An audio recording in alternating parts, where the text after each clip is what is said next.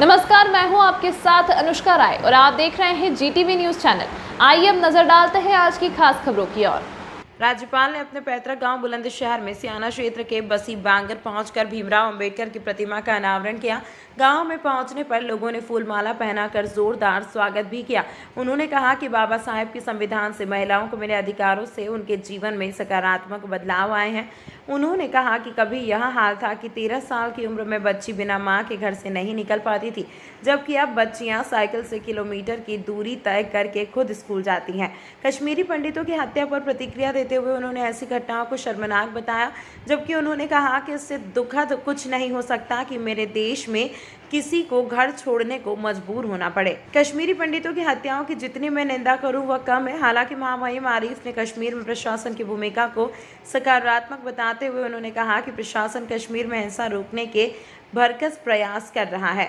आपको बता दें कि इस दौरान गुजरात से समाजसेवी अमिताभ शाह भी उनके साथ बुलंदशहर पहुंचे थे, जहां उन्होंने 8 में पढ़ने वाली गांव की सभी छात्राओं को टैबलेट भी वितरित किए। गौरतलब है कि महामहिम राज्यपाल आरिफ मोहम्मद खान बुलंदशहर में बाबा साहेब भीमराव अंबेडकर की मूर्ति का अनावरण करने के लिए पहुंचे थे। सर, आज आप आए हैं, क्या प्रोग्राम भाई? यहाँ पे ये गांव है जो यहाँ इस गांव में मैं पैदा हुआ हूँ, ये मेरी जन्मभूमि। यहाँ के लोगों ने बाबा साहब डॉक्टर भीमराव अंबेडकर की एक मूर्ति बनवाई थी और वो मेरी व्यस्तता के कारण थोड़ी मुझे देर हो गई आने में, तो आज उस मूर्ति का अनावरण किया। और इस मौके को हमने जाने, चूँकि बाबा साहब को ये तो जानते हैं सबके संविधान बनाया है, इस बारे में कम बात होती है कि उन्होंने जो महिलाओं की हालत जो बदली है भारत में, वो उन्हीं के द्वारा लाए गए कानून के ज़रिए हुआ है। तो हमने एक हमारे मित्र हैं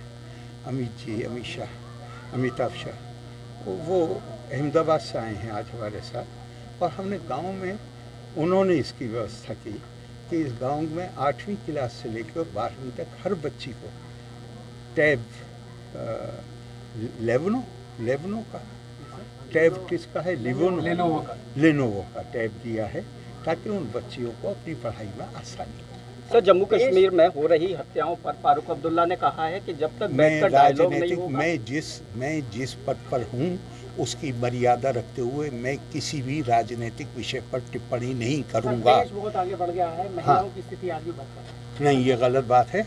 महिलाओं की स्थिति वो नहीं है जो होनी चाहिए, उस हद तक आप सही हैं, लेकिन ये कहना कि बदतर है, नहीं, महिलाओं में अब खुद इतनी चेतना पैदा हो गई। इस गांव में मैं कभी कल्पना नहीं कर सकता था, यहाँ पे 12-13 साल की उम्र की बच्ची दरवाजे के बाहर पैर नहीं रख सकती थी।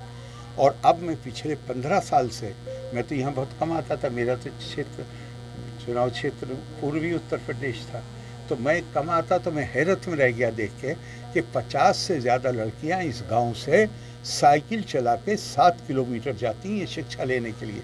ये उन घरों की बच्चियां हैं जहां 12-13 साल की उम्र के बाद घर के बाहर बगैर माँ और बड़ी बहन के पैर नहीं रख सकते थे। इसलिए चीज़ को ख़राब करके नहीं देखना चाहिए।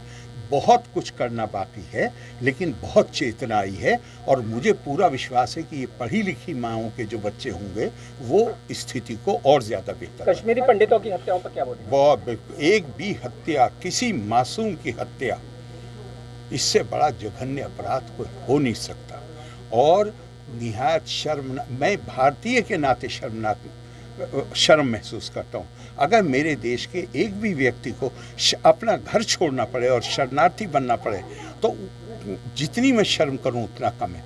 लेकिन उसके साथ एक एश्योरिंग बात यह है कि जो इस वक्त जो प्रशासन है वहाँ, वो इसको कंट्रोल करने का भरसक पीरियड। इस अंक में फिलहाल इतना ही। इसी तरह की खबरों के साथ बने रहने के लिए हमारे चैनल को सब्सक्राइब करें।